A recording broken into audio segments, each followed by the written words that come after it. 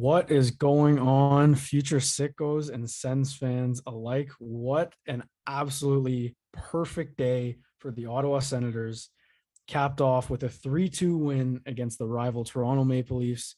No shortage of excitement in this one, and we'll get to all of it soon. If you want to join into this stream with a question that we'll answer towards the end, make sure you use the hashtag Sicko postgame. I'm joined by Derek Lee. And Derek, we have a couple players we want to mention who we'll get into later, but we got our 3 stars of the night. Who do you want to start with for your 3rd star? Tonight, for my 3rd star of the game, I've got to give it to our boy, Timmy Stützle. The young German was phenomenal tonight. He was all over the ice, really creating chances everywhere. I thought he was just phenomenal. He probably should have had a couple of goals. I think Mrazek stoned him in the second period where Ottawa was really buzzing, but he was just everywhere. I thought that whole line played really well together. But Timmy was feeling it tonight. I mean, he just brought that energy to another level. He had an assist in the game, so not really a points night for Tim Stützle, but he's going to have many points nights if he plays the way he played tonight. And how are you feeling about the 2nd star tonight? Well, kind of similar for a similar reason that Timmy's on this list is Alex Formenton, the pace that this guy brought the whole night. And I think teams are going to start to be put on notice about his speed. And I think the best example tonight was Morgan Riley in that first period, gets absolutely scorched by Formenton. And then you go back later in the game, there's a couple moments where Riley actually stepped up on his horse because Formenton was there. And Derek, just not to quote you too much, but the way he stretches out the D is just excellent. And it's so perfect for his line mates. And we were nervous about that bottom 6 forward group, which we'll get into later. But I think Formenton was the best out of those bottom 6. He was exactly what we need him to be. And I'm excited to watch him to continue to play. An absolute threat on the left side. And that's going to be our 2nd star of the night. Who do you have for our 1st star? I'm pretty sure everyone knows who we're going with this one. It's an easy choice for the number 1 star tonight. Anton Forsberg. I almost said Philip Forsberg for some reason. There's too many Forsbergs, but man, did he ever stand on his head tonight? I mean, what a performance. You go back to that first period where the Leafs really started to come on, I think, at the midway part of that period. And Forsberg made, I don't even know how many 10-bell saves tonight, but there was just so many opportunities. And even in the 3rd period, when they were pushing, Forsberg was there time and time again with an amazing save after an amazing save. He got a standing ovation at one point. Just a phenomenal night for the Sens backup goalie. I mean, is he the backup goalie? I don't know. I mean, if he has more performances like that, he could be their number 1 goalie in no time. And not even just backup goalie, just to touch more on Forsberg. But the guy who most people think is the 3rd best on the depth chart, probably. No, maybe not best, but just in the pecking order, he should be 3rd based on Matt Murray having that number 1 spot. And I honestly think that I think I tweeted this out. Goaltending is just such a toss-up. You never know. They just got to stop the puck one night, and he almost made 50 saves. Like, this guy was pushing 50 saves tonight. So Anton Forsberg, easy 1st star of the night. But most nights when a goaltender steals the show, it means the team didn't really show up. I don't think that's the case at all with the team tonight. I think they took advantage of a weak Peter Mrazek in the first period. He had a couple bounces not go his way, but that last buzzer beater by Formenton can't go in. Although Mrazek did step up in the second, which is when the Sens played their best hockey. Right after the Leafs had their little spurt in the second, when Forsberg made a couple 10-bell saves, the Sens just pushed and pushed and pushed. And it was like we never left from last May. They were the exact same team, just pushing the pace. And the way they control the puck, it's almost like they're all Nick Paul. You know what I mean? The way that guy's kind of controlling the pace and the play. Another guy I want to quickly mention too, and we'll roll a little clip here of Chris Tierney. I thought this goal was a bit of a kick-in. I'm not going to lie. Based on the Vegas goal last night, I don't know if anyone saw it, but pretty distinct kicking motion as well. I thought this one was much more of a kicking motion, I thought. And I was pretty happy that the Sens got away with that there, and it kind of fueled their offense for the rest of the period, which is a little bit of a guilty guilty pleasure there. But I just want to get your thoughts. I feel like you kind of agree with me. Yeah, you know what? I do. I was shocked that they didn't challenge it, first off, and happy that they didn't challenge it, second off. You know what? Chris Tierney had a pretty damn good game, aside from the dumb penalty that he took there in the third period, and it cost them that second goal that the Leafs scored. Aside from that isolated play, I thought Chris Tierney was one of their better players tonight. He had a few really nice passes across. He actually stood out a little bit, which is a bit of a surprise for Chris Tierney. Yeah, I was impressed with his play as a third line center. I mean, I think we were all a little bit skeptical when it was said that he was kind of in the second center spot to start the year, and we were all like, okay, here we go again. Here goes another sloppy start with which is the wrong lineup. But he showed up, and I think he might have been playing hurt last year based on the way he was skating. He had pace. He was good on the forecheck. I'm just going to touch back on our second star. I think Formanton is very infectious. It's hard to watch a guy forecheck so effectively and not do the same thing, right? I mean, Tierney doesn't work very well with Stützle, but I don't think that's because of Tierney necessarily. I just like sometimes players just don't work together.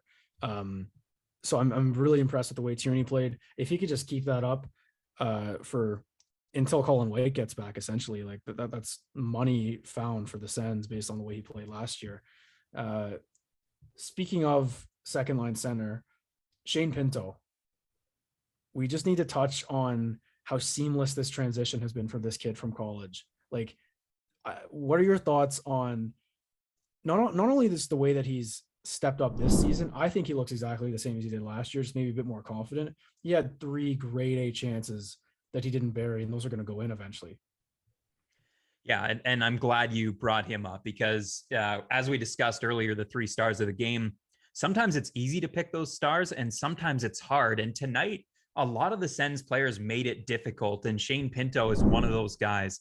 I mean, a young kid playing his 13th NHL game to this date. So he looked absolutely phenomenal. I mean, he looks like an NHL player out there.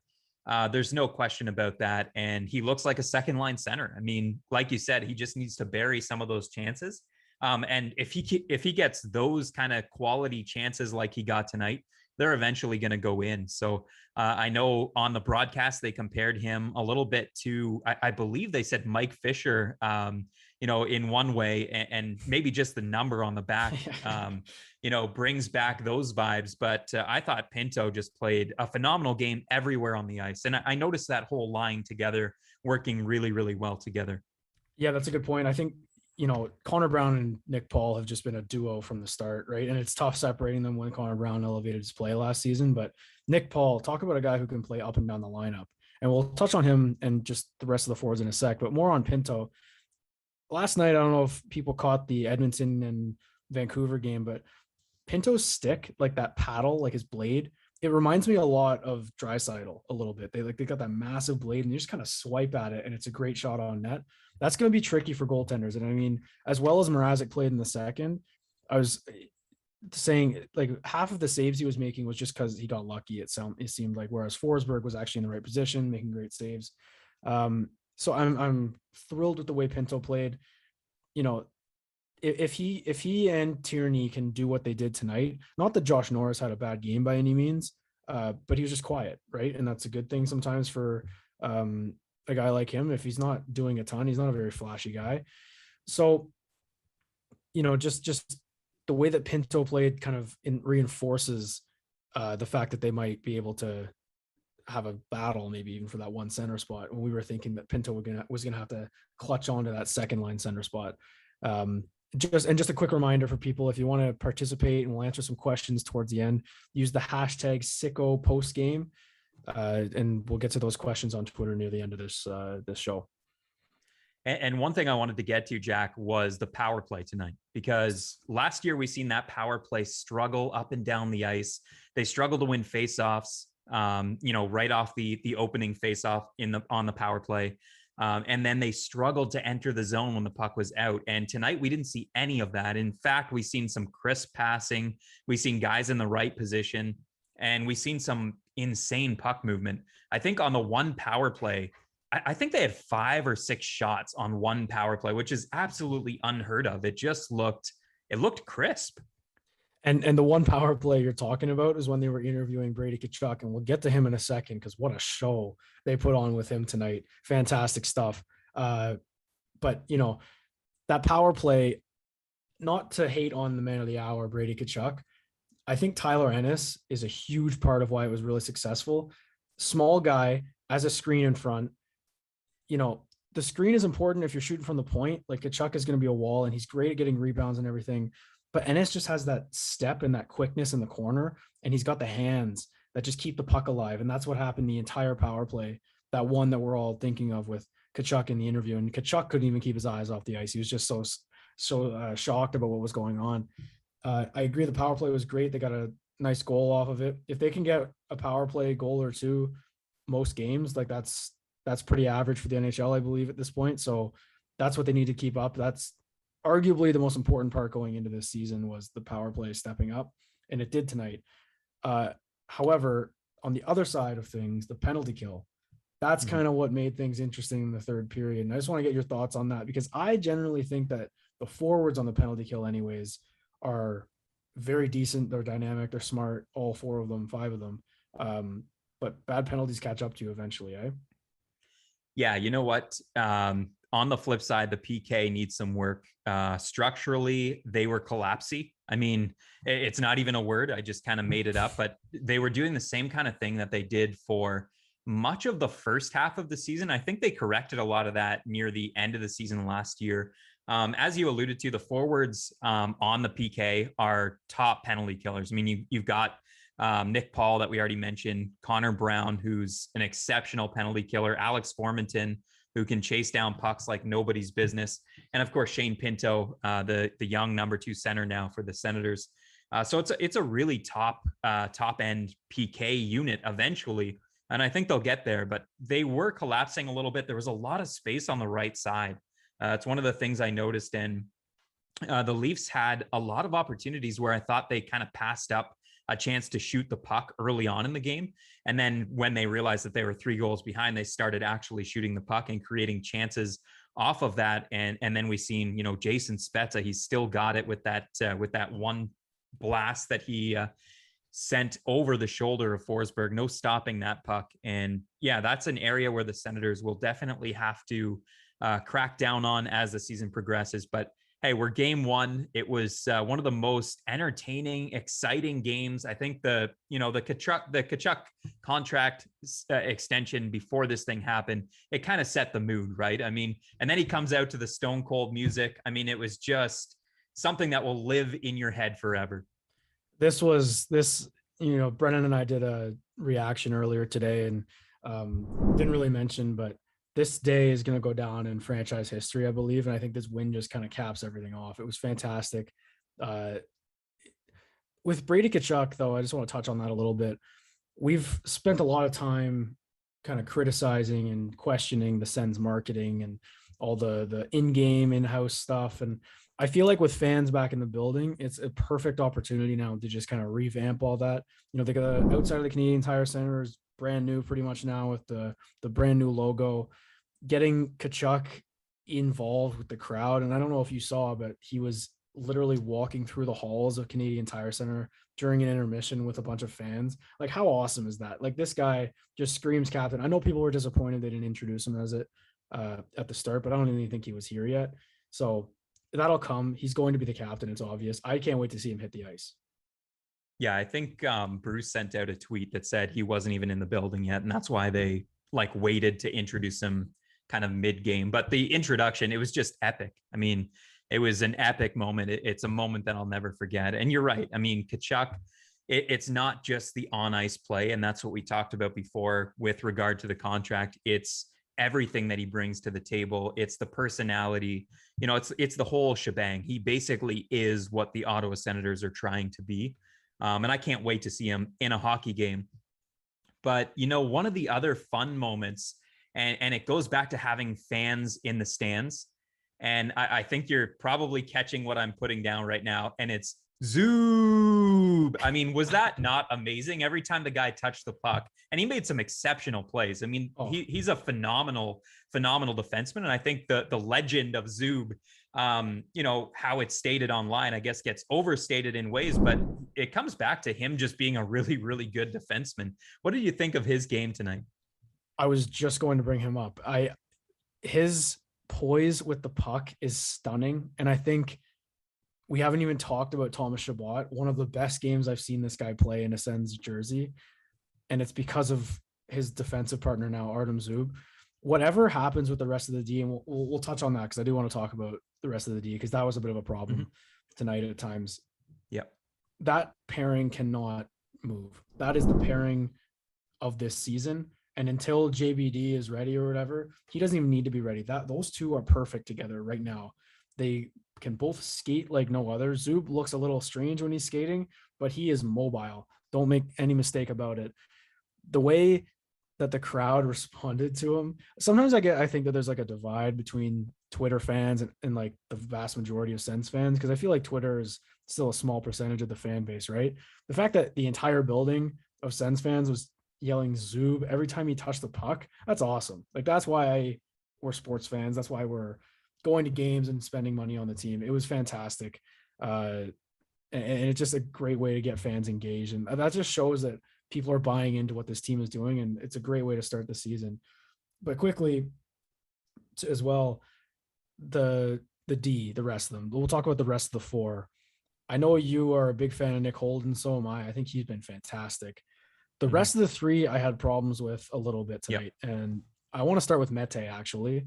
Mete, he had a couple turnovers here and there. I wasn't a fan of the way he was just kind of a north-south guy. Like he had some bursts of speed. It was fantastic.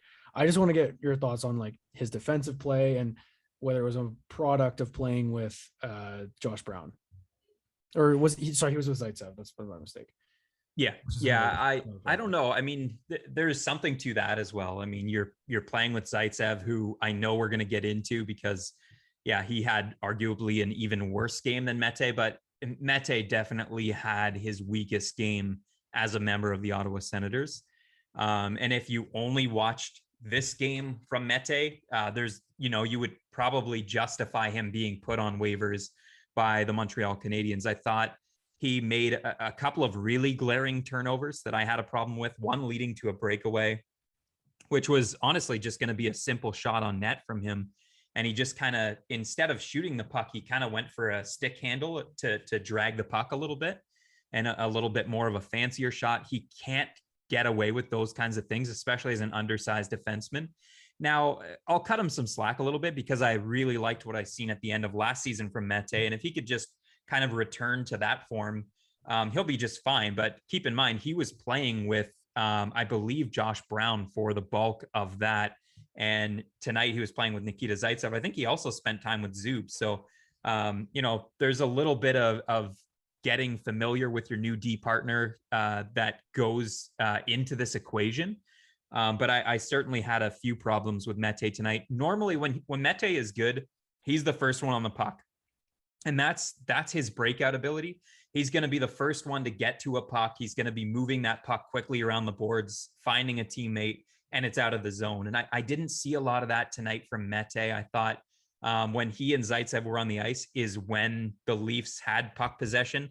And when they weren't on the ice, I mean, pretty well everywhere else, the Senators had the puck. So I definitely had some problems with Mete's game tonight. Now, shifting to his partner, Nikita Zaitsev, I had more problems with Zaitsev's game tonight. I don't know how you felt about that, Jack. I had probably the same amount of problem with Zaitsev in this game than I did all last season. I feel like he was pretty reserved last season in his mistakes. I didn't love the way he he just seems like a very nonchalant guy. I don't know him at all. He never does any media. But just the way he kind of reacts to stuff, I'm not a fan of it. And I'm also not a fan of the way he plays, so it doesn't help. There were just some glaring turnovers, and it's a surprise they didn't lead to goals. He had some bad penalties and stuff. I think long-term, and we've all known this since they acquired him, long-term, they're going to need to get rid of him. And I think that's always been the plan. But I'm thinking it's going to need to happen this season eventually.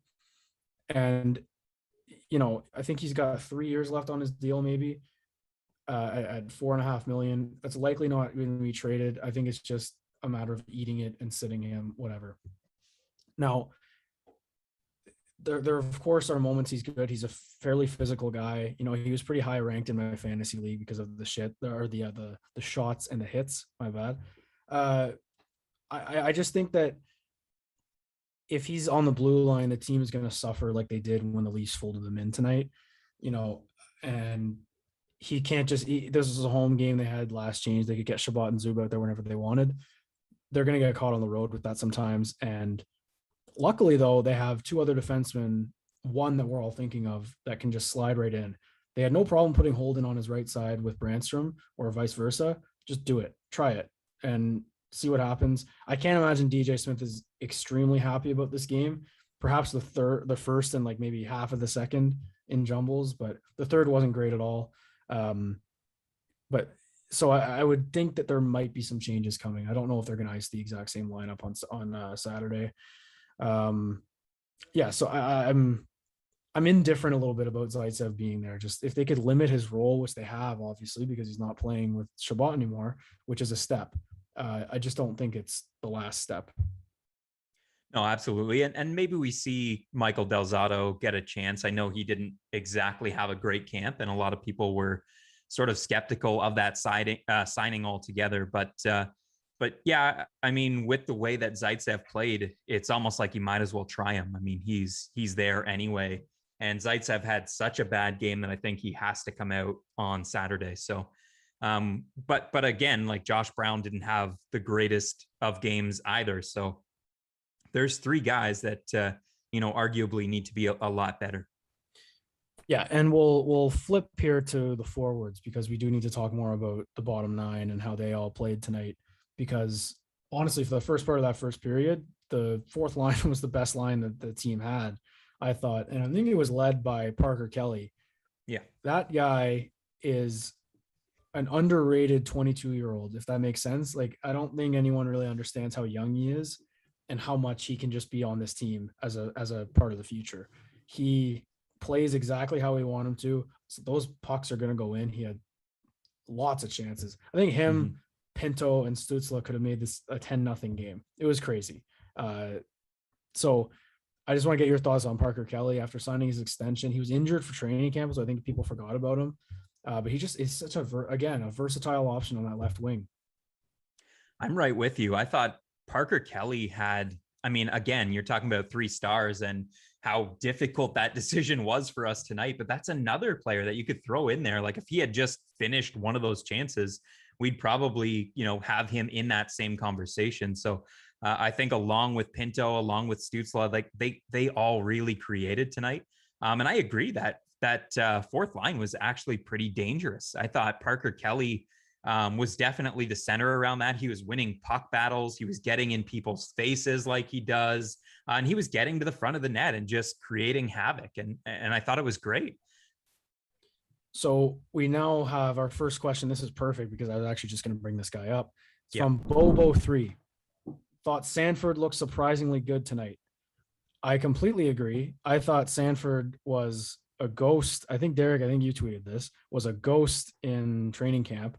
But again, like Parker Kelly, he was just kind of, I don't want to say getting lucky, but the way he was moving his body and protecting the puck, he looked like a more lean Kachuk, honestly. And I thought they looked like the same player very early on in training camp.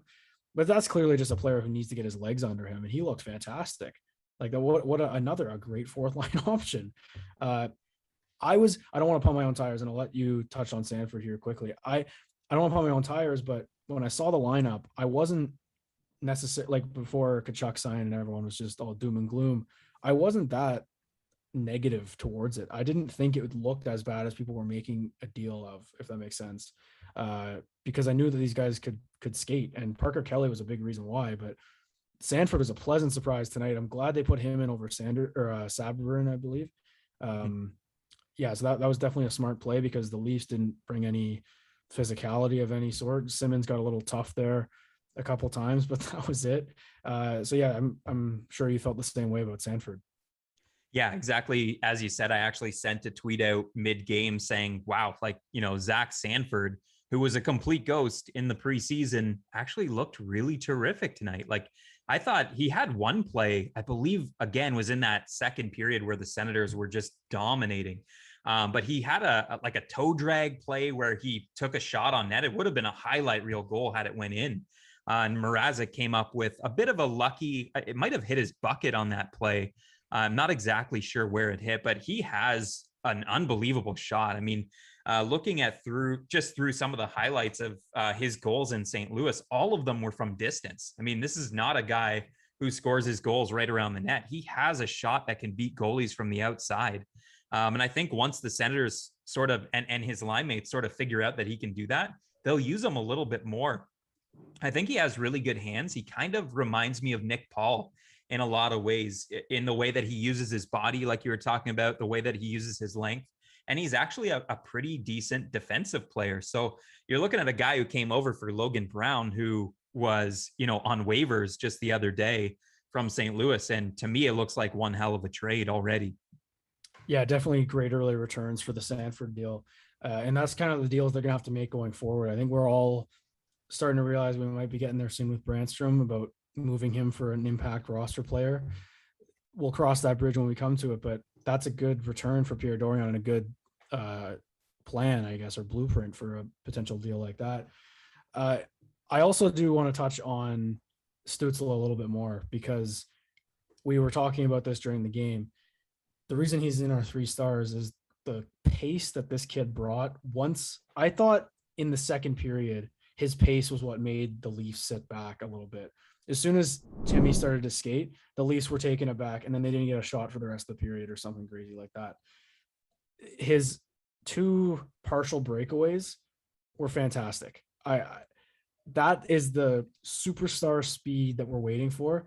And you just hope, and that this is the case, but you just have to hope that the people around him are going to help him not get frustrated, because it's so easy to get frustrated with that kind of stuff. Those pucks are going to go in. He just needs to work on it. And I feel like once he does, this kid can be a 50 goal scorer in the league if he wants to be. And you've been a Timmy fan since day one, so I know that you're all over that. Oh, absolutely. I mean, I remember, pulling video of this kid in the DEL and, just the hype around him that I was trying to create on Sens Twitter prior to him being selected. And it's for these reasons. I mean, you just watch him on the ice and you almost can't watch anyone else because your eyes just fixate on number 18 and he's just flying out there. I mean, that's the Tim Stützle I wanted to see all preseason, and I just didn't see it. And everyone was saying, how good he was in practice and just how skilled he was and how much bulkier he looked this year. Well, we've seen it in this game. He wasn't getting pushed around like he was last year. I don't think he was on the ice very much at all in this game. I know last year, he was easily knocked down. He looked like an 18-year-old a little bit. This year, he doesn't look like a 19-year-old at all. He looks like an NHL player. And like you said, once he hones in on that shot, it's lights out. He reminds me in ways of Artemi Panarin. I think he can get it done in a lot of the same ways. And the sky is the limit in terms of his ceiling. We know that. I mean, he could be a 70, 80, even 90 point player in this league at one point. It's completely feasible, I believe. And I think also watching him come off the wing that fast, it makes me not want to move him to center. And I feel like we've completely disregarded him ever moving to center with the emergence of Pinto and how quickly Pinto came up, and all the other prospects that they have down the middle, right? I mean, Ridley, Gregg, I don't know if there's actually any other high-end center prospects on the top of my head, but those 3 alone, Norris, Pinto, and Gregg, would make up a great down the middle. You don't need Timmy there. You could just keep him on the wing because that speed off the wing is just killer and it's going to work.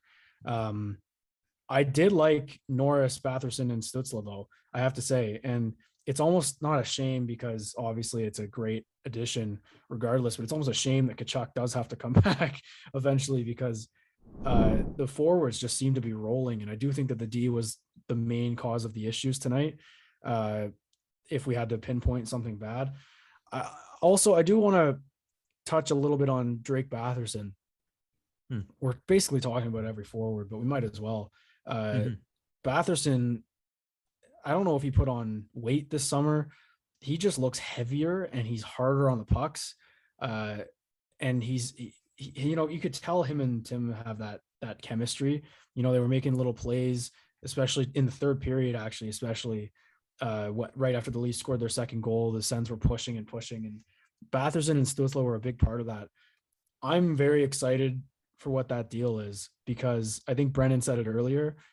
Like tonight, as of tonight, that contract is a steal for the next 6 years at just under $5 million on a cap hit for a top line right winger. What are your thoughts on Batherson's game tonight? No points, but he doesn't need any points because he made an impact regardless. Yeah, he does everything well, as you touched on. I mean, he added that hitting sort of physical element to his game.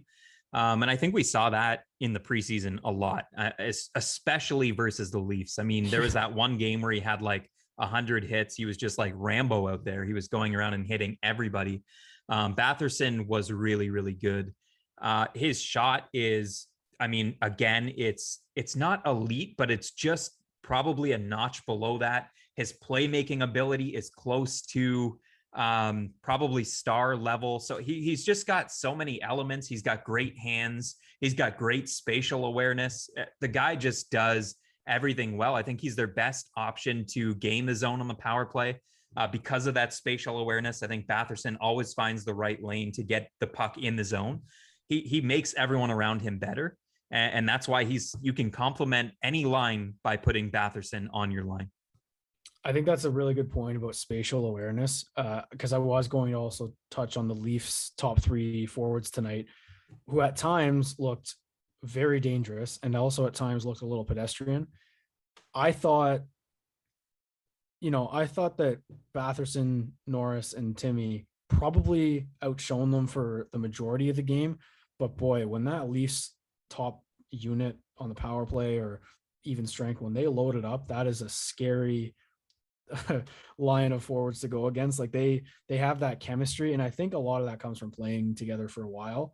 But I also do think that it'll come for this Sens forward group. I do look at Norris, Batherson, Tkachuk, and Stützle as like the top 4 up front. Maybe not to the superstardom level that the Leafs have right now, but the chemistry is important. And I think the one thing that they all have in common is just tremendous hockey sense. You know, especially the 3 out there tonight. I think above all, those are the best hockey sense on the Sens. And you can't teach that. Like you mentioned, Batherson with his shot, maybe not elite necessarily or above the rest. It's an NHL shot, obviously, and he can pick his corners with no problem, but that's something you can work on. But like hockey sense and stuff, you can't teach that. Yeah, absolutely. I agree 100%. And I think the Leafs, you know, to touch on your point, I don't think they're the same without Matthews. I mean, they have some really good players, as you mentioned. I mean, Nylander was noticeable, and Marner and Tavares. They were noticeable tonight, but not really any more noticeable than Stützle, Batherson, Norris, you know, some of our top players. So I think, you know, outside of Austin Matthews, the Leafs have a bunch of really good players, but Austin Matthews really sets them apart. So, you know, with Matthews out of their lineup, you can definitely sense that they weren't really firing on all cylinders. And of course, you know, the Sens are missing a bunch of players as well, but nothing, you know, close to missing an Austin Matthews from your lineup. He's one of the best players in the NHL. I don't expect him to be in the lineup either when they play on Saturday. I think they said he was out for the week. And I did actually want to bring up Saturday. So same team, same opponent, but you're on the road. We talked about the D being, we want Brandstrom in, obviously everyone wants Brandstrom in. You just got to cross your fingers that he's the first one to come in and not Del Zotto. I'm not so sure that's the case, but we'll cross that bridge tomorrow. My question is, so you've got 2 games this weekend. You got a 7 p.m. start on Saturday, 5 p.m. on Sunday. Tkachuk might be in on Sunday, according to Bruce Garriock. So what happens in the lineup? And it's a bit of a loaded question, I know. Quickest thing I can think of is you just bump Formanton down and put Tkachuk where Stützle is right now, and that's all you do. So you just basically bump down everyone on the 4 lines, but then you got to scratch someone. Ideally, move Nick Paul to center, I think, is the obvious one. but I don't know if DJ's all for that. So if they're not moving Nick Paul to center, who do you scratch?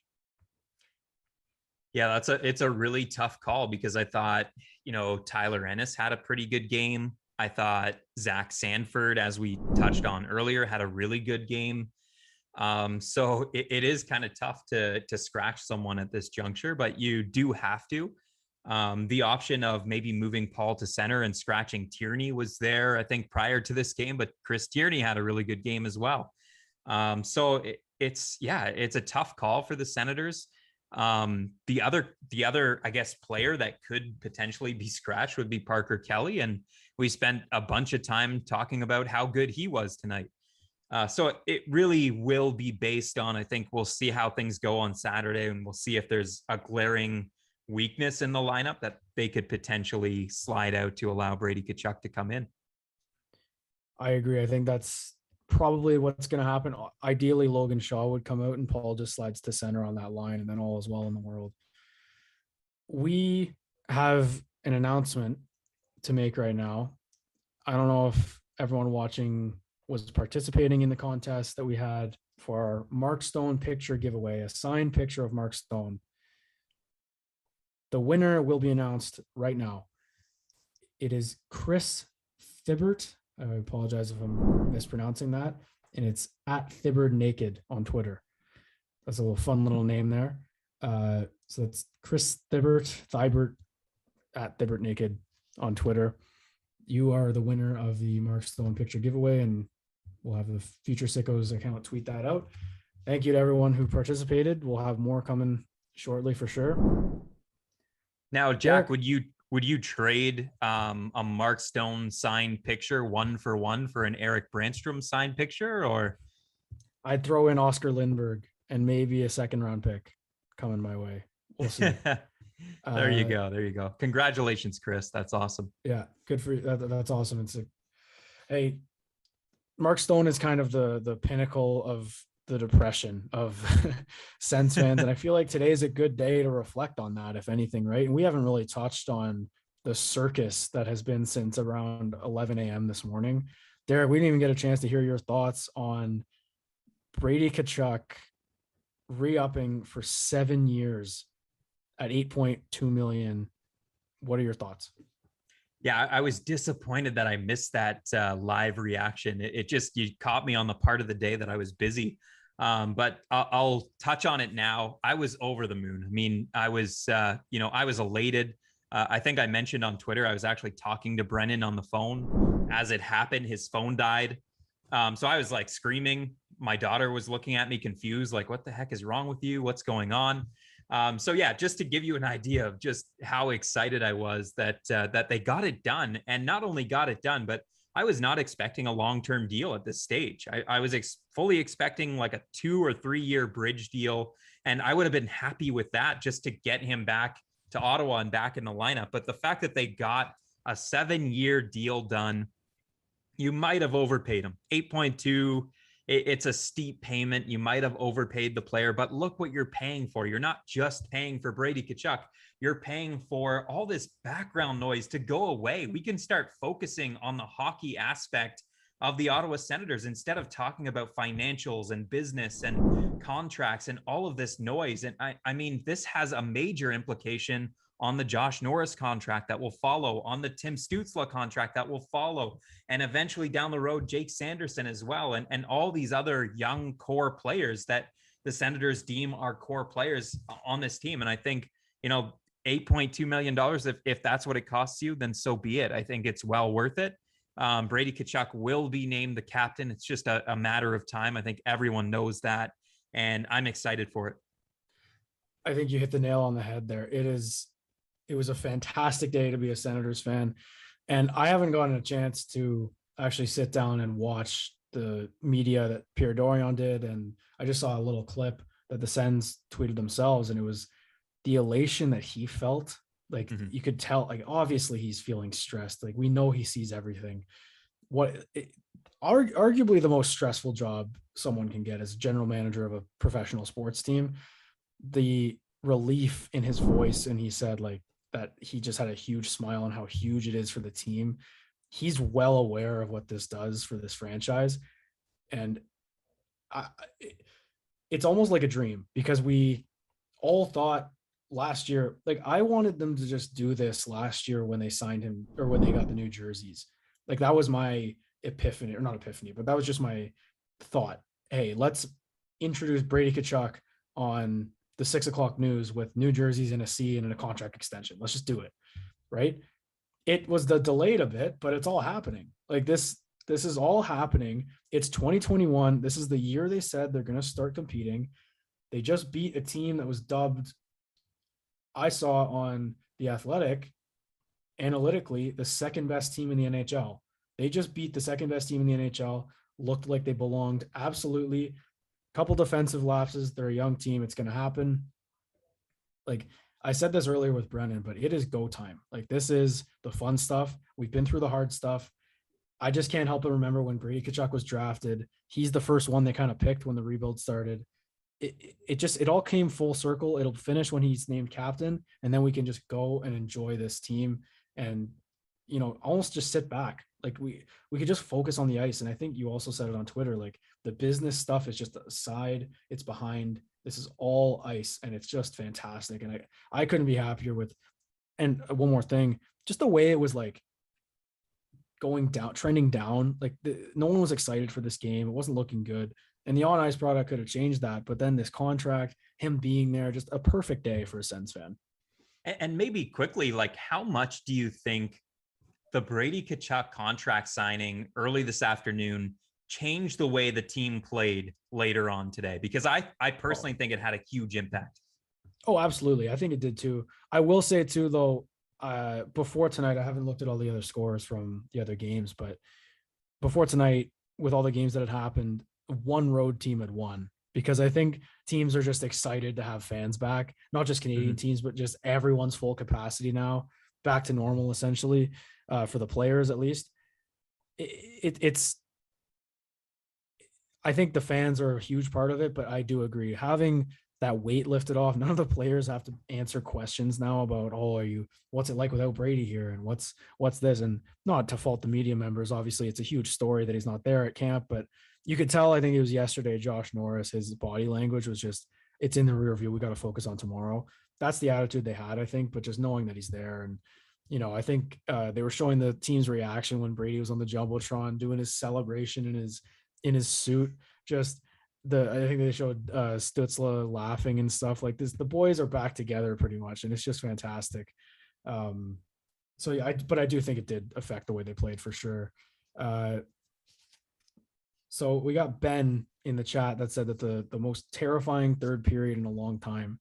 I actually think it reminded me of another third period against the Leafs last year. They had the reverse retros on and the St. Pat's jerseys. They were up like 4-1, and then Leafs came storming back, and it was just kind of shades of that. But hey, they bent and they didn't break. No, exactly. And I agree, Ben, like that was absolutely terrifying. But this hockey game, that's what we spoke to earlier. This hockey game gave us a little bit of everything that we love in a hockey game. There was exciting goals. There was exciting moments. The best players were the best players. And there was also that terrifying element, that element where, oh no, this team is coming back. You can't give them another inch. And then, you get a couple of bad penalties. And to me, the refs were sort of taking over in the latter stages, because there was a couple of penalties that I thought were penalties the other way, that were glaring penalties that went uncalled. But then late in the game, they decided to call the Leafs on a penalty. So I thought the officiating was still in preseason form a little bit, but yeah, that was absolutely terrifying. And that's how intense that game was. I mean, first game of the season, and it was a doozy. Feels good caring about hockey games again. I got to say that. I believe that is all we have for tonight. That was a fantastic post game. I'm just capped off a perfect day for us here at Future Sickos for sure. And I imagine that all this fans are feeling the same. I hope everyone in the building tonight had a great time. I'm very jealous. I'm going to get to a game at Christmas. I just bought some tickets. So that'll be fun. And Derek, if you want to say anything before we head out. Just thank you so much for joining us. One of the most memorable days in Sens history. None of us are going to forget this day. Take care, everybody.